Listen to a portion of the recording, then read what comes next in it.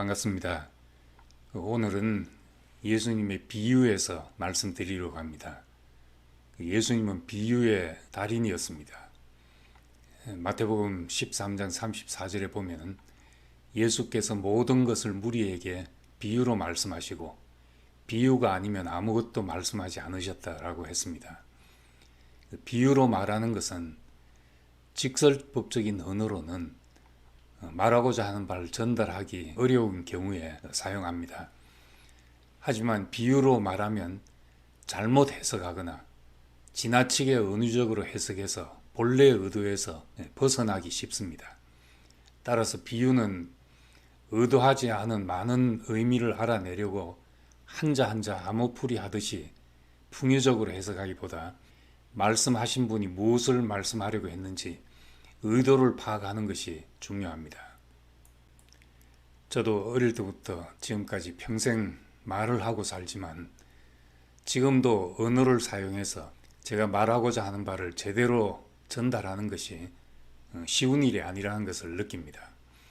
말을 하다 보면 본래 의도한 것이 아니라 사소하게 덧붙인 말 때문에 걸리는 사람, 오해하는 사람, 화나는 사람이 생긴 합니다. 반대로 나 역시 다른 사람 말에 비슷한 오해를 할 수 있다는 것을 생각하면 말 자체보다 사람의 마음을 알고 행위보다 그 사람 자신을 아는 것이 더 중요하다는 것을 느낍니다. 오늘 마태복음 13장에는 7가지 비유가 나오는데 그 중에 3가지가 씨 뿌리는 비유입니다. 오늘은 씨에 관한 비유 중에 가라지에 대한 비유를 말씀드리겠습니다. 어떤 사람이 좋은 씨를 자기 밭에 뿌렸는데 밤에 원수가 와서 가라지를 뿌리고 갔습니다. 싹이 나고 결실할 때 가라지도 보였습니다. 종들이 어떻게 된 일입니까 하고 물으니 예수께서 원수가 이렇게 하였구나 대답했습니다. 종들이 그럼 가라지를 뽑을까요? 하니 예수님은 가만두어라. 가라지를 뽑다가 곡식까지 뽑을까 염려된다 하시고 둘 다 추수 때까지 함께 자라게 두어라. 마지막 추수꾼들이 곡식과 가라지를 가르게 될 것이다 하셨습니다. 다시 제자들에게 이 비유를 설명하시면서 밭은 세상이고 좋은 씨는 천국의 아들들이고 가라지는 악한 자의 아들들이고 가라지를 뿌린 자는 원수 마귀이고 추수꾼은 천사라고 했습니다. 왜 마귀와 천사를 말씀하셨을까요? 예수님은 이 비유에서 씨와 밭을 전혀 탓하지 않고 있습니다.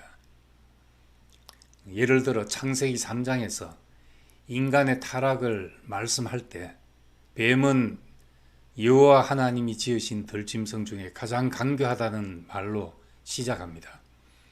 그것은 타락이 전적으로 인간의 잘못은 아니라는 변명을 해주시는 것입니다. 가장 간교한 자에게 속지 않을 사람이 누가 있겠습니까? 이 말씀은 사람을 보면서 네가 속아서 그랬구나 하고 감싸주는 말씀이고 하나님의 긍휼함이 흐를 수 있는 여지를 보여주는 말씀입니다. 천사와 사탄 이야기는 본래 히브리 사상이 아닙니다. 이스라엘 백성들이 바벨론 포로 생활에서 기한하여 성전 짓는 것을 허락받자 유대인들은 고레스 왕을 여호와께서 택하신 종이라고까지 생각을 했습니다. 당시 페르시아 종교는 조로아스터교였습니다. 그때 조로아스터교 사상이 유대교로 흘러 들어왔고 나중에는 그리스도와 이슬람에게까지 영향을 미쳤습니다. 바벨론 포로 이전에 기록된 성경에는 천사, 사탄, 부활, 심판, 세상의 종말 이런 개념이 없었는데 바벨론 포로 이후에 조로아스터교로부터 이런 개념들이 들어오게 됐습니다. 기독교에서는 악의 기원을 설명하기 위해서 사탄을 말합니다. 하나님도 완전하시고 하나님이 창조한 사람도 완전하다면 세상의 악이 어디로부터 왔는지를 설명해야 했습니다. 그래서 사탄을 타락한 천사들이며 인간을 유혹한 동산의 뱀과 같다고 설명을 했습니다. 하나님과 사람 사이에 사탄이 개입해서 사탄 때문에 악이 들어왔다고 말함으로써 하나님도 또 그가 만드신 사람도 탓하지 않게 한 것입니다. 성경은 창조 때부터 하나님의 은혜와 긍휼이 사람을 향해 흐르고 있다고 말씀합니다. 시편 103편에서는 흙으로 지어진 인간에 대해서 아비가 자식을 긍휼히 여긴 같이 여호와께서 자기를 경외하는 자를 긍휼히 여기시나니 이는 그가 우리의 체질을 아시며 우리가 단지 먼지뿐임을 기억하심이로다 라고 하셨습니다. 흙으로 사람을 지으신 것은 사람에게 태초부터 하나님의 은혜와 긍휼이 흐르도록 창조하셨다는 것입니다. 하나님이 이스라엘을 택하신 것도 신명기 7장에 보면 여호와께서 너희를 기뻐하시고 너희를 택하시면 너희가 다른 민족보다 수요가 많기 때문이 아니니라. 너희는 오히려 모든 민족 중에 가장 적으니라 하셨습니다. 그러므로 이스라엘 백성은 하나님의 은혜를 베풀기 위해서 택한 연약한 백성이라고 할 수 있습니다. 만약 하나님을 이치나 원리로만 설명한다면 은혜와 긍휼 같은 본성이 설 자리가 없을 것입니다. 하나님을 아버지로 표현했기 때문에 사람에 대한 가장 귀한 마음을 표현할 수 있었습니다. 스바냐 3장 17절에 그가 너로 말미암아 기쁨을 이기지 못하시며 너를 잠잠히 사랑하시며 너로 말미암아 즐거이 부르며 기뻐하시리라 하였습니다. 사람이 살아가는데 이런 분이 옆에 있다면 사람을 살게 하는 따뜻한 기운이 될 것입니다. 예수님이 원수 마귀를 언급한 것은 인간을 지키기 위한 것이지 인간을 마귀와 싸움터로 몰고 가려고 한 것이 아닙니다. 종교가 타락하면 그 끝은 하나님의 이름으로 진리란 이름으로 반대 세력에게 전쟁을 선포하는 것입니다. 전쟁은 폭력과 살인까지라도 정당화되는 상황입니다. 말로는 성스러운 전쟁이고 사탄과 싸우는 것이라고 하지만 결국 싸움의 대상은 사람입니다. 종교적인 싸움은 세상에서 가장 무서운 전쟁입니다. 자신들의 옳음이 절대화되고 신의 뜻이라 생각해서 죽을 때까지 싸웁니다. 오늘까지도 자신의 주장을 받아들이지 않는 사람을 향해서 사탄의 세력이라고 규정하고 이단, 이교도 이런 이름을 붙여서 정죄하고 죽이려고 합니다. 성경에서 사탄을 말하고 있는 이유는 사람을 탓하지 않기 위한 것이고 또 천사를 말하는 이유는 우리 대신 일할 자가 있으니 가라지를 뽑으려고 우리가 애쓰지 않아도 된다는 말입니다. 그렇게 보면 이 모든 것이 복음이고 우리를 살리기 위한 말씀입니다. 요한복음 8장에서 간음한 여인을 두고 예수께서는 군중을 향해서 너희 중에 죄 없는 자가 먼저 돌로 쳐라 하셨지만 여인을 향해서는 나도 너를 정죄하지 않으니 가서 다시는 죄를 짓지 말라 하셨습니다. 그러고 나서 이어서 말씀하시기를 나는 세상의 빛이니 나를 따르는 자는 어두움에 다니지 아니하고 생명의 빛을 얻으리라 하였습니다. 이 말은 이 여자가 간음한 것은 빛이 없어서 그랬다는 겁니다. 그 다음 9장에 보면 날 때부터 맹인된 사람이 나옵니다. 제자들은 이 사람이 맹인으로 난 것이 누구의 죄 때문입니까? 자기입니까? 부모입니까? 하고 물었습니다. 그런데 예수님은 이 사람이나 그 부모의 죄 때문이 아니라 그에게서 하나님이 하시는 일을 나타내고자 하십니다. 라고 하셨습니다.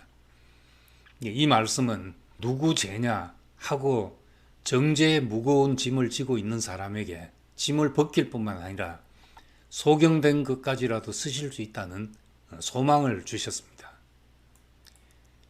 우리의 실패와 허물과 어두움까지라도 정죄하지 않을 뿐만 아니라 그것을 쓰실 수 있는 분을 만난다는 것이 얼마나 큰 축복이겠습니까?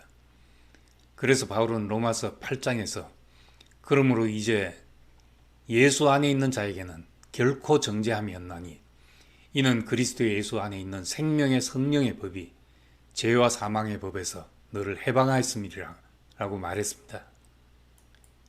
그렇다고 해서 양심이 무감각해지거나 그런 일을 되풀이해도 된다는 말이 아닙니다. 로마서 6장에 보면 은혜를 더하게 하려고 죄에 거하겠느냐? 그럴 수 없느니라 라고 했습니다. 그렇지만 사람에게서 수고하고 무거운 짐을 벗기려면 무엇보다 먼저 정죄에서 벗어나게 해야 합니다. 그래서 성경은 사탄이란 존재를 말하게 된 것입니다. 그런 다음에 우리를 하나님 앞에 살게 하는 것입니다. 살린다는 것은 하나님 앞에서 산 사람으로 살도록 하는 것입니다. 그래서 성령의 비추심과 이끄심이 필요한 것입니다.